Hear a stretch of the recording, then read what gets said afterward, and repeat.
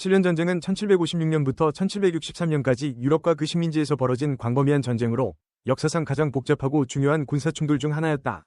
이 전쟁은 유럽의 주요 강대국들이 서로의 권력과 영토를 두고 벌인 대규모 전투로 각국의 외교적 동맹과 배신, 전략적 결정이 얽혀 있었다. 전쟁의 발발과 전개 과정을 상세히 살펴보자. 전쟁의 기원은 오스트리아 왕위 계승 전쟁이 끝난 1740년에서 1748년 사이로 거슬러 올라간다. 이 전쟁에서 프로이센은 오스트리아의 실레지아 지방을 점령하며 강대국으로 부상했다. 오스트리아의 마리아 테레지아는 실레지아를 되찾기 위해 프로이센과 다시 맞설 준비를 하게 된다. 한편 영국과 프랑스는 북미와 인도에서 식민지 패권을 두고 갈등을 겪고 있었고 이는 유럽의 긴장 상황에 더해졌다. 1756년 프로이센의 프리드리히 2세는 선제 공격을 감행하여 작센을 침공하며 전쟁의 서막을 열었다. 프리드리히는 오스트리아, 프랑스, 러시아의 3중 동맹이 자신을 공격할 것을 예상하고 먼저 공격을 시작한 것이다. 프로이센의 기습은 성공적이었으며 작센을 점령하고 오스트리아와의 전투 준비에 들어갔다. 전쟁은 유럽 전역으로 확산되었다. 프랑스는 오스트리아와 동맹을 맺고 프로이센에 맞섰으며 영국은 프로이센을 지원하여 프랑스와 오스트리아에 대항했다. 러시아는 오스트리아 편에 서서 프로이센을 압박했다. 이로써 유럽은 두 개의 대규모 동맹으로 나뉘었다. 하나는 프로이센과 영국을 중심으로 한 동맹, 다른 하나는 오스트리아, 프랑스, 러시아를 중심으로 한 동맹이었다. 프로이센은 초기 전투에서 탁월한 군사력을 발휘하며 승리를 거두었다. 로스바흐 전투에서 프리드리히 2세는 프랑스 오스트리아 연합군을 상대로 결정적인 승리를 거두었다.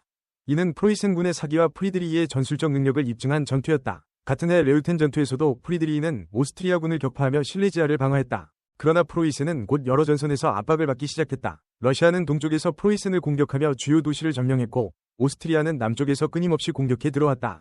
프랑스는 서쪽에서 프로이센의 동맹국인 하노버를 공격했다. 프로이센은 사방에서 포위된 상태로 전쟁을 지속해야 했다. 한편 영국은 해군력을 바탕으로 프랑스와의 식민지 전쟁에서 우위를 점했다. 북미에서는 프렌치 인디언 전쟁으로 알려진 전쟁이 벌어졌고 영국은 프랑스의 주요 거점을 차례로 점령했다. 1759년 퀘벡 전투에서 영국은 프랑스의 결정적인 승리를 거두며 북미의 주도권을 장악했다. 인도에서도 영국 동인도 회사는 플라시 전투에서 프랑스와 그 동맹군을 격파하며 인도에서의 우위를 확립했다. 프로이센은 계속해서 전쟁을 치르며 점점 더 많은 자원을 소모했다. 1760년대 초반 프로이센의 상황은 매우 위태로워졌다. 러시아군은 베를린을 일시적으로 점령하기도 했고 프로이센군은 여러 전투에서 패배를 겪었다. 그러나 1762년 러시아의 황제 퓨트르 3세가 즉위하면서 상황이 급변했다. 퓨트르 3세는 프리드리히 2세의 열렬한 지지자였기 때문에 러시아는 프로이센과 평화조약을 맺고 전쟁에서 철수했다. 이는 프로이센에게 큰 도움이 되었다. 1763년 전쟁은 여러 평화조약을 통해 마무리되었다. 유럽에서는 후베르츠부르크 조약이 체결되었고 북미에서는 파리 조약이 체결되었다. 이 조약들을 통해 프로이센은 실레지아를 유지할 수 있었고 영국은 북미와 인도에서의 식민지 우위를 확립했다. 프랑스는 많은 식민지를 상실하며 대서양 식민지 경쟁에서 후퇴했다. 7년 전쟁은 유럽과 세계 정치에 깊은 영향을 미쳤다. 프로이센은 유럽의 주요 강대국으로 자리매김했고 영국은 세계적인 해양제국으로 발돋움했다. 오스트리아는 실레지아를 잃었지만 내부 개혁을 통해 국가를 재건할 수 있었다. 프랑스는 전쟁 후 재정적 어려움을 겪었고 이는 이후 프랑스 혁명의 한 원인이 되었다. 이처럼 7년 전쟁은 유럽의 세력 균형을 재편성하고 세계 식민지 질서를 새롭게 정의한 중요한 사건이었다. 이 전쟁을 통해 각국은 군사적, 경제적, 정치적으로 큰 변화를 겪었으며 이는 이후 역사에도 큰 영향을 미쳤다. 7년 전쟁은 단순한 군사 충돌이 아니라 여러 국가들의 이해관계와 전략적 결정이 얽힌 복잡한 국제정치의 한 단면을 보여준다. 7년 전쟁의 전개 과정에서 각국의 군사 전략과 외교적 행보는 많은 교훈을 남겼다.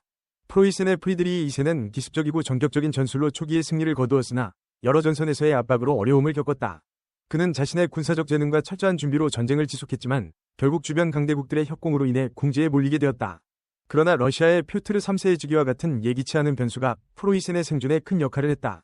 영국은 해양강국으로서의 우위를 바탕으로 프랑스를 상대로 식민지 전쟁에서 승리했다. 영국은 북미와 인도에서 결정적인 승리를 거두며 세계적인 패권을 확립했다. 이는 영국이 향후 몇 세기 동안 해양제국으로서의 지위를 유지하는 데 중요한 기반이 되었다.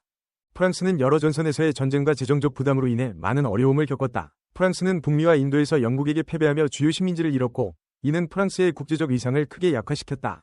전쟁 후 프랑스의 재정적 어려움은 이후 프랑스 혁명의 한 원인으로 작용하게 된다. 오스트리아는 전쟁을 통해 실레지아를 되찾으려 했으나 실패했다. 그러나 오스트리아는 내부 개혁을 통해 국가를 재건하고 강대국으로서의 지위를 유지할 수 있었다. 마리아 테레지아의 개혁은 오스트리아가 이후에도 유럽의 주요 강대국으로 남을 수 있는 기반을 마련해 주었다. 러시아는 전쟁 중에 여러 차례의 지도자 교체와 정치적 변화를 겪었다. 퓨트르 3세의 즉위와 그의 프로이센 지지는 전쟁의 흐름을 바꾸는 중요한 요소였다. 러시아는 전쟁 후에도 유럽 정치에서 중요한 역할을 지속하게 된다. 7년 전쟁의 결과로 유럽과 세계는 새로운 질서로 재편성되었다. 이 전쟁은 국가 간의 동맹과 배신, 전략적 결정이 얼마나 중요한지를 보여주는 사례로 남게 되었다.